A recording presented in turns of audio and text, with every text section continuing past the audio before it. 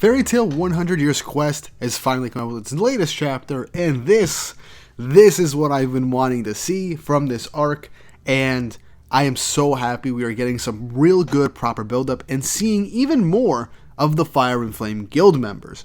And we get some pretty good action in this chapter, and a really good cliffhanger that has me speculating what could be led from this. But before we jump into the video, don't forget to like and subscribe and hit the notification bell for updates on future videos. It really helps, and it shows you guys enjoy the content I make on the shows you want to see more. The arc really feels like it's starting to pick up and build momentum now, and so I cannot wait to experience this along with you guys. So let's get right into things. Chapter 158 of 100 Years Quest, titled Fire Sparking. Quick cover image is Athena playing chess with one of the 4 gods of Ishgard, the 4 strongest of the 10 wizard saints. So, really interesting. I like these little cover images, and it'd be awesome as we already have 2 of the gods of Ishgard in these cover pages. I wonder if we'll get the other 2 featured in these cover images. But that out of the way, let's move on with the chapter.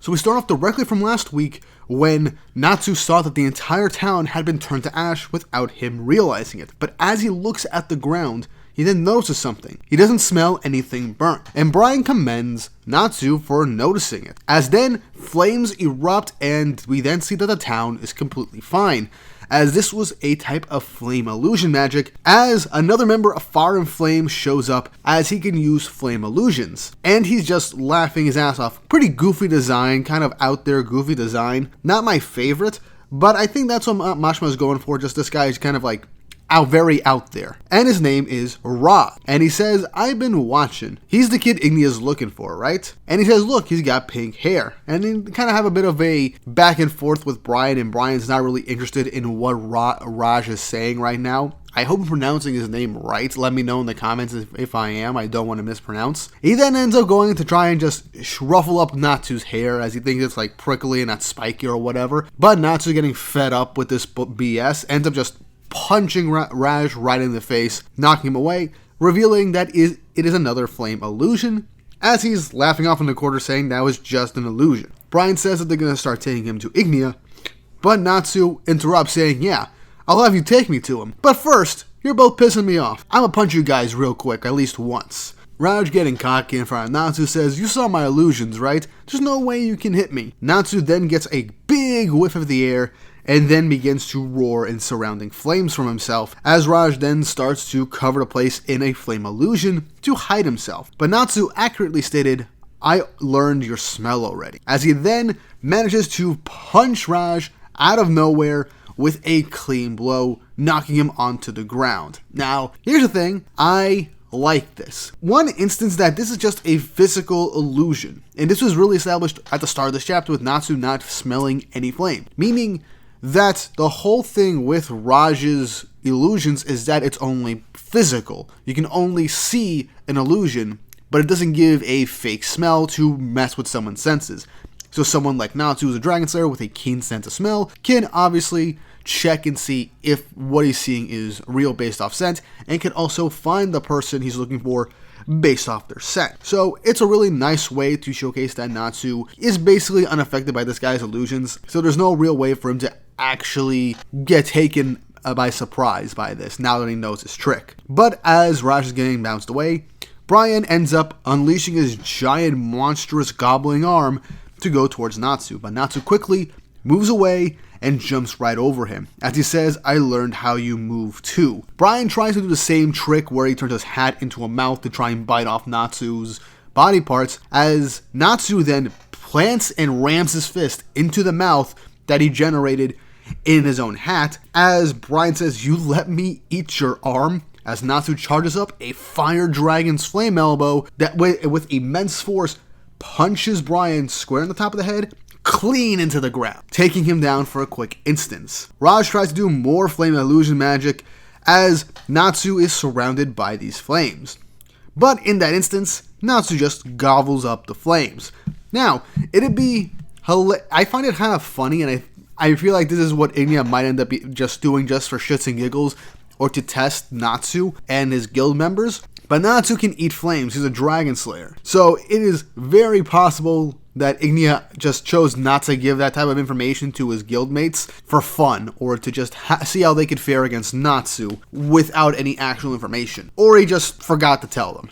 I just find it funny that this is an entire guild of fire users, and Natsu is essentially getting a free meal from almost every member right now, which I find hilarious. Anyway, Natsu, after eating the flames and shocking Raj, says, "I'd said just once, but sorry. I'm gonna punch you again." As he charges up a fire dragon's iron fist, somebody then erupts from the ground and creates a flame shield, coming in with a save to keep Raj from getting hit with another clean blow, which probably would have knocked him clean out of the fight. As Brian and Raj are incredibly surprised and happy to see this mysterious person show up, as he calls his name Lekka. I hope I'm pronouncing it right. Lekka. And here's the thing. I liked Brian's design. This guy's design is also very, very cool. A lot of an edgelord look, but I'm really liking it. I'm also liking that we're getting nice title sequences for each of these new characters that we're introduced to, Fire and Flame Lekka. But yeah, he blocked Natsu's attack with a fire shield. Natsu gears up to punch another idiot, but this guy's no idiot, and he's tougher than he looks also, because he then charges up a Fire Make attack, and he uses it to create Fire Make Flame Short Sword. So, a couple of weeks ago, earlier this month, I made a video going over Maker Magic, and I stated that there was one instance when Gray took over Natsu's body because of the alchemy stuff in Gold Owl, and he used one quick spell of a Fire Make or Flame Make magic. We now have another user, someone that actually uses legitimate Fire Make or Flame Make magic. So now, in the future, I'm gonna have to make an update video for that soon. I did not expect this to happen so soon, but I probably should have expected something like this when we ended up learning that this skill was gonna be all fire users and the possibility of someone with Fire Make magic could have appeared. But I find this very cool.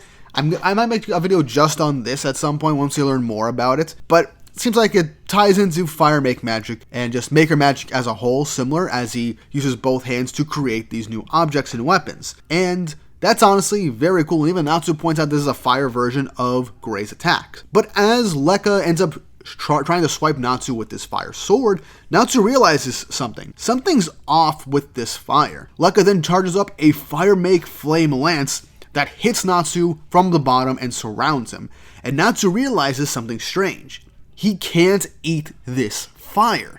Now this instantly raises the stakes for this arc, because for whatever reason, whether it be not actual fire or something added into the fire, Natsu can't eat it, which means Natsu actually lost his big advantage against this particular wizard. And hopefully this ends up being a good Gray matchup soon, because a battle between Maker Magic users is really cool, and I hope this guy ends up being Gray's big matchup and we get a good Gray fight. I need a good Gray fight at this instance. Please, Mashima.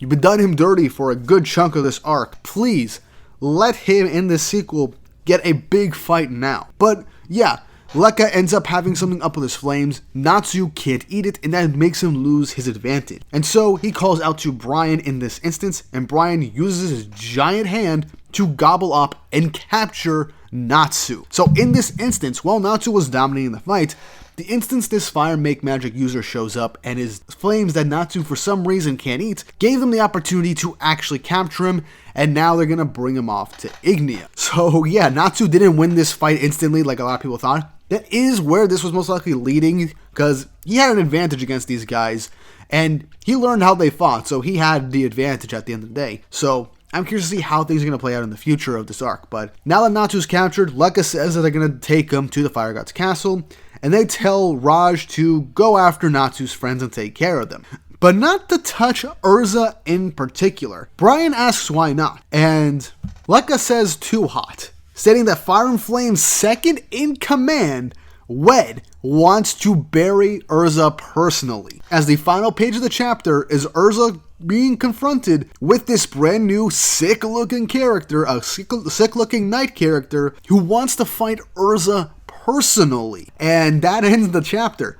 So not only do we get 3 new character introductions with more characters from Fire and Flame, but we get Fire and Flame's second in command going off to take on Urza in a one-on-one.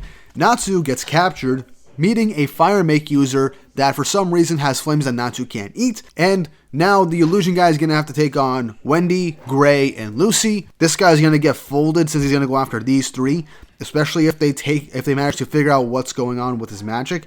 I feel like that'll be more of a comedic fight at the end of the day, if there isn't anyone else joining the fray to give this illusion guy some extra help. But at the end of the day, this is a really good chapter. Stakes were instantly raised. Natsu can't eat someone's flames, and this guy has Maker magic, so it seems like he's going to have very versatile magic. Natsu's going to go off to Ignia, and he's separate from the group. Urza is facing off against the second in command of this Dark Guild, so this guy is mostly going to have some really cool fire magic, and perhaps, I hope, requip magic, and is utilized in a good way. I hope. But still, I'm very happy with how this arc is turning out, as not only are we getting potential full matchups for the endgame of this arc, but Fire and Flame is being built up to be an actual threat right now. And I'm curious to see how Natsu and Ignia's confrontation is going to be like once they meet face to face once more. And hopefully we get some actual insights and confirmation on what Ignia has planned for the future. But that's it for this review. What did you guys think of this chapter? What are your thoughts and opinions on the matchups, these new fire users? How do you feel about this arc's direction so far? And what do you think is going to happen when Natsu meets Ignia? And how these current members' magics and appearances look for you guys? Leave your thoughts and opinions in the comment section down below. And if you haven't already, like and subscribe, hit the notification bell for updates on future videos. Really helps, and it shows you guys enjoy the content I make on the channel, and shows that you want to see more. I'm really excited to see what happens for the future of this arc, and I am nothing if not hyped for the future.